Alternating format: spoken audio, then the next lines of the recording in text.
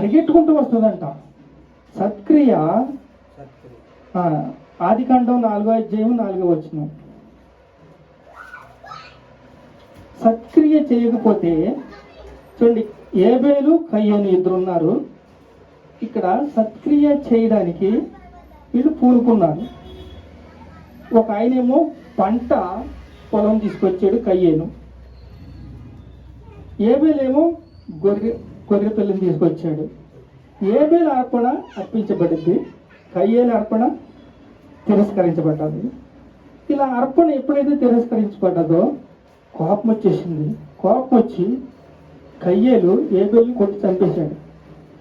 ఇప్పుడు ఇక్కడ ఏమన్నాడంటే, కయ్యేను నీకు కోపమేలా, నీ ముఖము చిన్నపుచ్చుకున్నావేమి, నీవు సత్క్రియ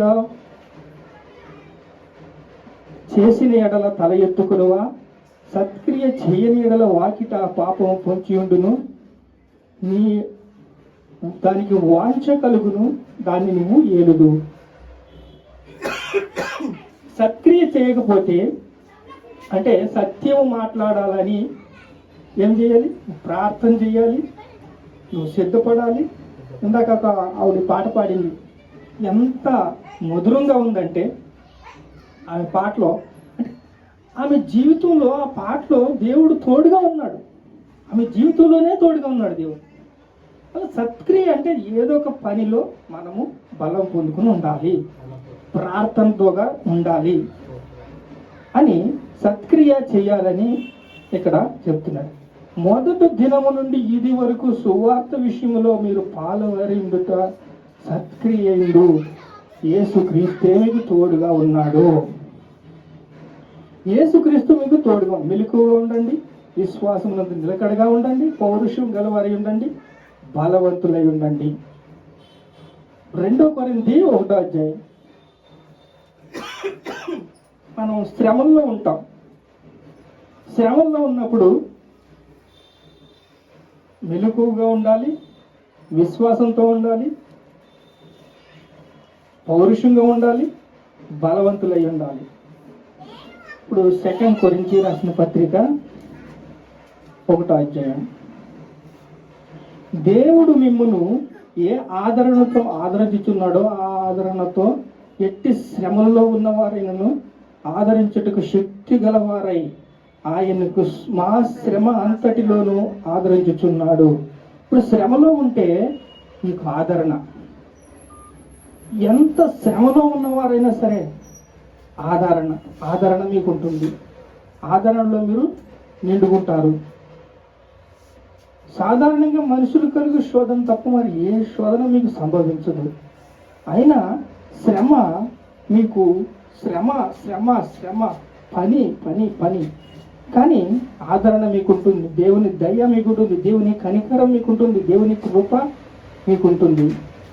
దేవుని వాగ్దానములన్నీ కూడా 2 కొరింథీ 1వ అధ్యాయం 20వ వచనం. దేవుని వాగ్దానములన్నీ కూడా నమ్మదగినగా ఉన్నాయి, అవును అన్నట్టుగా ఉన్నాయి. దేవుని వాగ్దానం మీకు సొంతం చేసుకోవాలి అంటే, క్రీస్తునందు నిలిచి ఉండాలి అంటే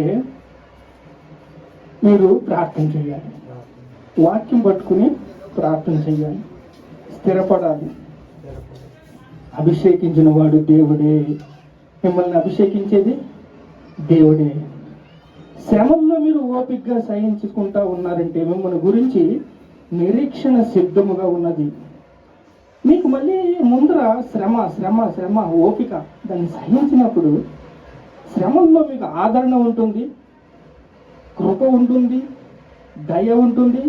ఇప్పుడు అయ్యగారు ఉన్నారంటే ఎంత శ్రమ పడుతున్నారంటే, ఎంత చెట్టుకంత కాదు, ఎవరి విషయంలో వాళ్ళకి, అయ్యగారనే కాదు ఎవరైనా సరే వాళ్ళ విషయంలో శ్రమ శ్రమ శ్రమ శ్రమ శ్రమ శ్రమ తర్వాత ఆదరణ. దాంట్లో శ్రమలోనే ఆదరణ దొరుకుతుంది.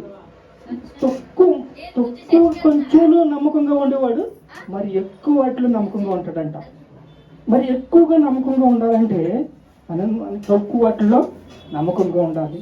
శ్రమ తర్వాత ఓపికలో సహించుటకు మిమ్మల్ని గురించి నిరీక్షణ సిద్ధముగా ఉన్నది. శక్తికి మించిన భారం వలన కృంగిపోతున్నాం. శక్తికి మించిన భారము, ఇప్పుడు శ్రమ ఎక్కువైపోయింది అనుకోండి, శక్తి భరించలేని శ్రమ మీకు ఉన్నప్పుడు దాన్ని జయించలేనప్పుడు శక్తికి మించిన, చూడండి, మేము ఆదరణ పొందిన మీ ఆదరణ కొరకు మేము కూడా ఆ శ్రమలు ఓపికతో సహించుట కార్య సాధకమై ఉన్నది. మీరు శ్రమలలో ఎలాగ పాలువారై ఉన్నారో అలాగే ఆదరణలో కూడా పాలై ఉన్నారు. మీకు శ్రమ వచ్చిందంటే వెనకాల మీకు కృప ఉంటుంది, ఆదరణ ఉంటుంది, దయ ఉంటుంది, కనికరం ఉంటుంది. దేవుని దూతలు మీ తోడుంటారు. దేవుని దూతలు మీకు సైన్యము మీకు తోడుగా ఉంటారు. చూడండి, ఎలీషాని ఒకసారి రౌండప్ చేద్దామని రాజు అనేక గుర్రాలు పంపిస్తాడు. గుర్రాలు పంపిస్తే ఇంకా ఈయన గారికి ఏమి తోచదు. ఇంకా తన దగ్గర పనివాడు ఉంటాడు గెహేజీ అని, వాడు మోసగాడే అని, అయ్యా మన పని అయిపోయింది.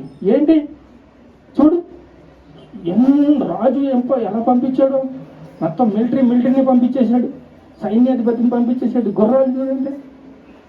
ఒక్కసారి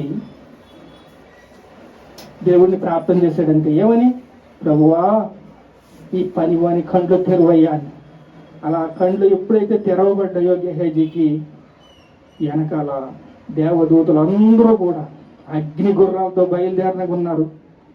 మనము ఎప్పుడైతే సత్యముతో నడుస్తామో, శ్రమల్లో నడుస్తామో, నిరీక్షణ యందు మనకి మన హృదయం ఎప్పుడు కూడా కంగారు పడిపోతూ ఉంటుంది. మనమంతా భయపడిపోతూ ఉంటాం. అయ్యో ఇది ఎలాగా, రేపు ఎలాగా, ఎల్లుండి ఎలాగా, ఇది ఏం చేయాలి.